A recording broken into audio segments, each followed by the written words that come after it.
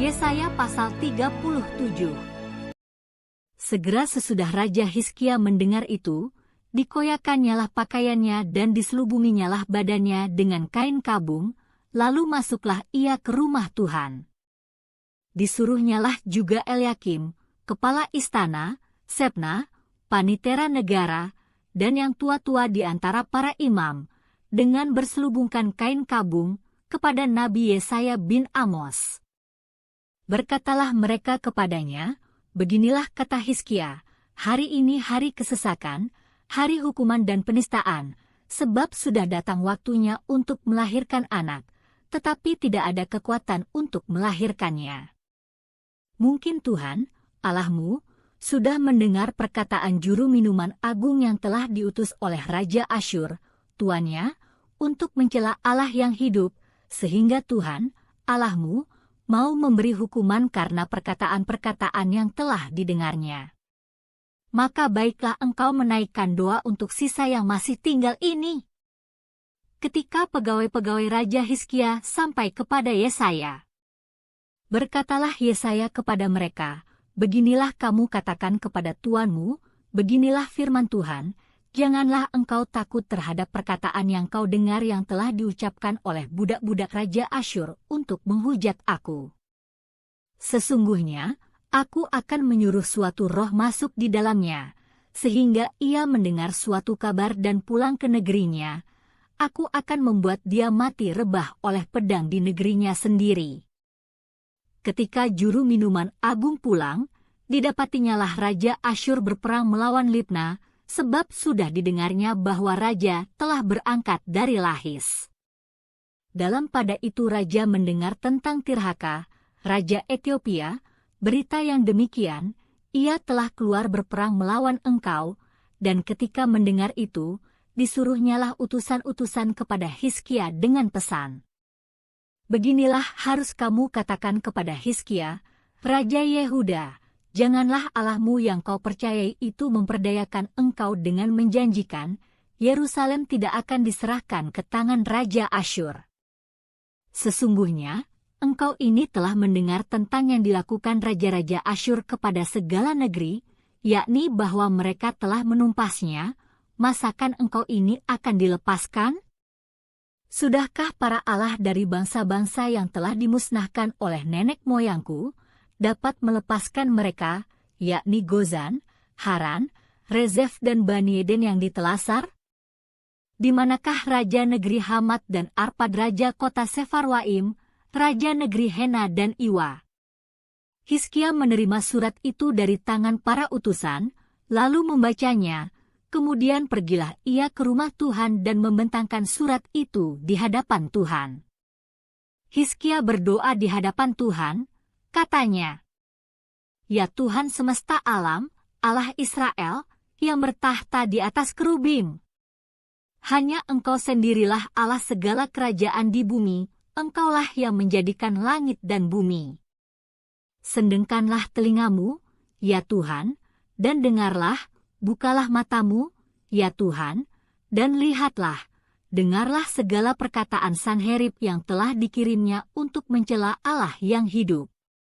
Ya Tuhan, memang raja-raja Asyur telah memusnahkan semua bangsa dan negeri-negeri mereka, dan menaruh para allah mereka ke dalam api, sebab mereka bukanlah Allah, hanya buatan tangan manusia, kayu dan batu, sebab itu dapat dibinasakan orang.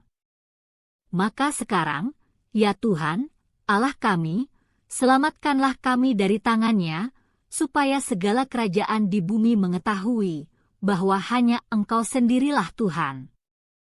Lalu Yesaya bin Amos menyuruh orang kepada Hizkia mengatakan, "Beginilah firman Tuhan, Allah Israel, tentang yang telah kau doakan kepadaku mengenai Sanherib, Raja Asyur.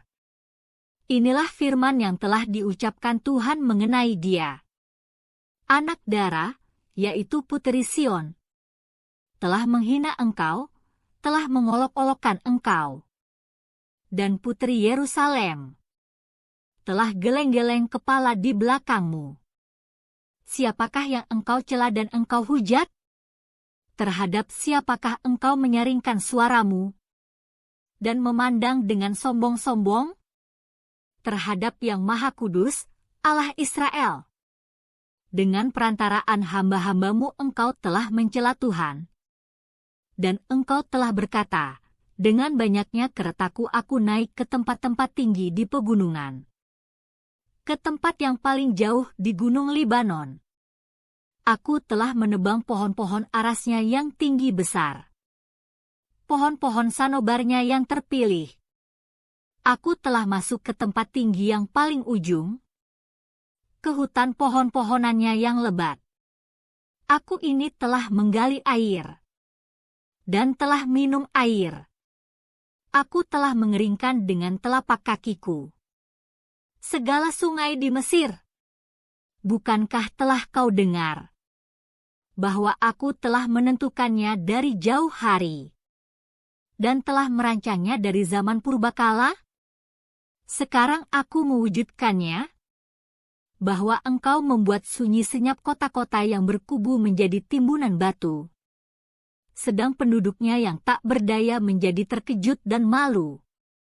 Mereka menjadi seperti tumbuh-tumbuhan di padang, dan seperti rumput hijau, seperti rumput di atas sotoh, atau gandum yang layu sebelum ia masak.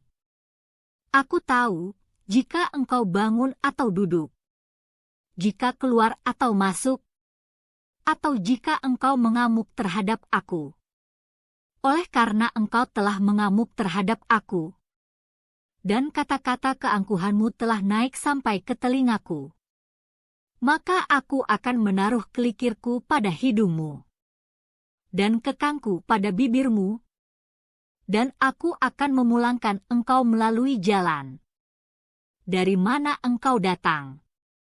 Dan inilah yang akan menjadi tanda bagimu, hai Hizkia, dalam tahun ini orang makan apa yang tumbuh sendiri, dan dalam tahun yang kedua, apa yang tumbuh dari tanaman yang pertama, tetapi dalam tahun yang ketiga, menaburlah kamu, menuai, membuat kebun anggur dan memakan buahnya.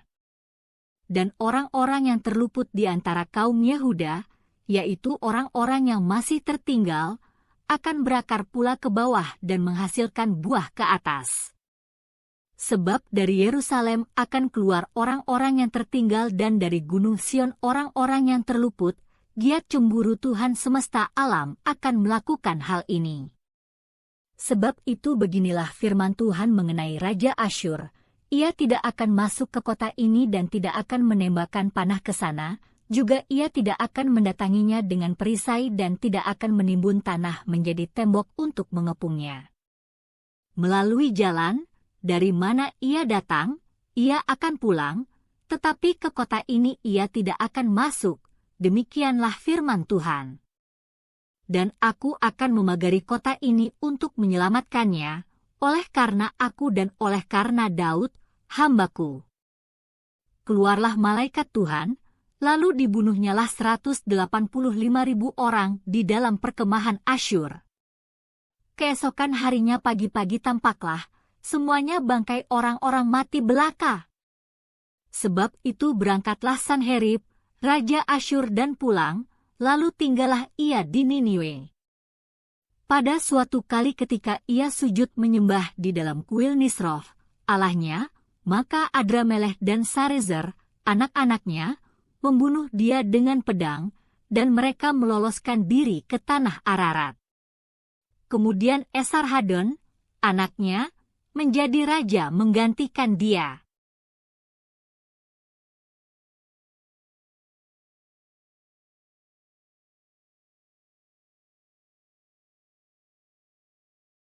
Shalom saudara-saudaraku yang kekasih di dalam Tuhan Yesus Kristus. Puji Tuhan, kita masih diberi kesempatan hidup hari ini dan dapat mempelajari firman Tuhan, panduan kehidupan dari Yesaya 37 mengenai Yerusalem luput dari tangan Sanherib.